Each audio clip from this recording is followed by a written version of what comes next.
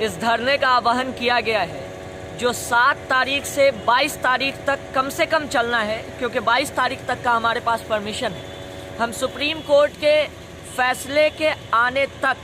22 तारीख तक तो हम लोग इस धरने का प्रदर्शन करते ही रहेंगे और उस दिन फिर हम लोग डिसाइड करेंगे सुप्रीम कोर्ट के फैसले के बाद कि हम इस धरने को कितने दिन तक आगे लेकर के जाएंगे। यह धरना सुबह 10 बजे से रात के 8 बजे तक लगातार चल रहा है, जिसमें हर तरफ से लोग आते ही जा रहे हैं। हमारे कई सारे वक्तागण होते हैं, हमारे पास कई सारे कंटेस्ट्स हैं, कई सारे कॉम्पिटिशन्स हैं जो प्रतिरोध के कॉम्पिटिशन्स हैं। जैसे हम स्केच भी करवाते हैं लोगों से, प्रतिरोध का स्केच, प्रतिरोध की कला दिखलाना,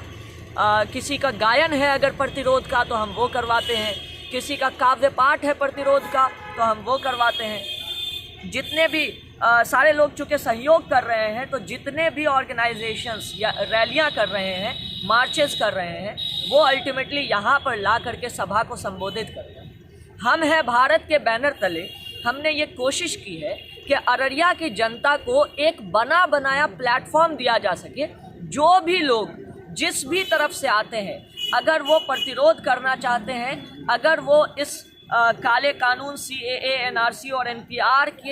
का विरोध करना चाहते हैं, तो उन सारे लोगों ने पूरे के पूरे अररिया वासियों के लिए जो भी इन 3 चीज़ों के खिलाफ प्रतिरोध कर रहे हैं, उन्हें एक अच्छा प्लेटफॉर्म पूरी की पूरी सुविधा के साथ देने का काम किया है।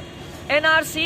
NPR और CAA से मुतल्लिक बहुत सारी चीज़ें हैं जो हमारे दूर दराज के गांव के लोगों को पता नहीं है। हमारी हर तरह से ये हर मुमकिन कोशिश हम कर रहे हैं कि ज़्यादा से ज़्यादा लोगों तक NRC, NPR और CAA कैसे एक आम आदमी को इफ़ेक्ट करेगा, प्रभावित करेगा, हम ये समझाने की कोशिश कर रहे हैं। और हम ये भी समझाने की कोशिश कर रहे हैं कि आर्टिकल 14 और आर्टिकल 15, आर्टिकल 21 का मतलब कॉन्स्टिट्यूशन का, कॉन्स्टिट्यूशन के प्रियम्बल का और पूरे के पूरे मौलिक रचना का जो ढांचा है हमारे कॉन्स्टिट्यूशन का, उसके ये 3 चीज़ें कैसे खिलाफ होने वाली हैं। हम ये समझाने की कोशिश कर रहे हैं कि कैसे इन लोगों ने सिर्फ एक क्लॉज पे ध्यान दिया है, दूसरे क्लॉज पे ध्यान नहीं दिया है। मैं आपको इस वीडियो के माध्यम से, मीडिया के माध्यम से ये बता देना चाहता हूँ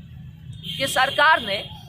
एक आर्टिकल है, आर्टिकल 15, जिसमें यह कहा गया है कि India the nation shall not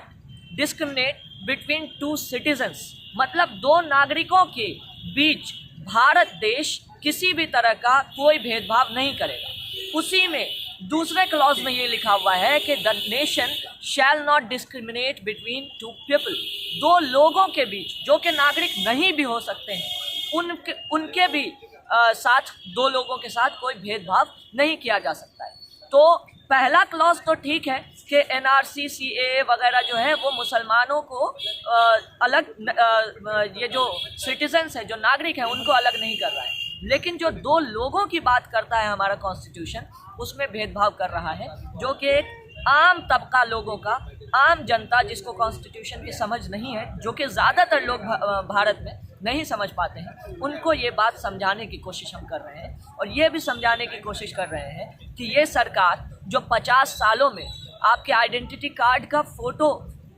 सही नहीं कर पाई है, आपके आधार कार्ड का नाम सही नहीं कर पाई है, आज वो आपको जब कागज़ मुहैया कराने की बात करती है या आपसे कागज़ मांगती है, तो आप सही कागज़ कैसे दिखाएंगे? ये पूरी की पूरी जिम्मेदारी जो सरकार की थी, आज सरकार ने जनता के माथे मढ़ दिया है कि वो सही सही कागजात दिखाएं, जबकि सरकार ने अपना ही काम सही तरीके से नहीं किया।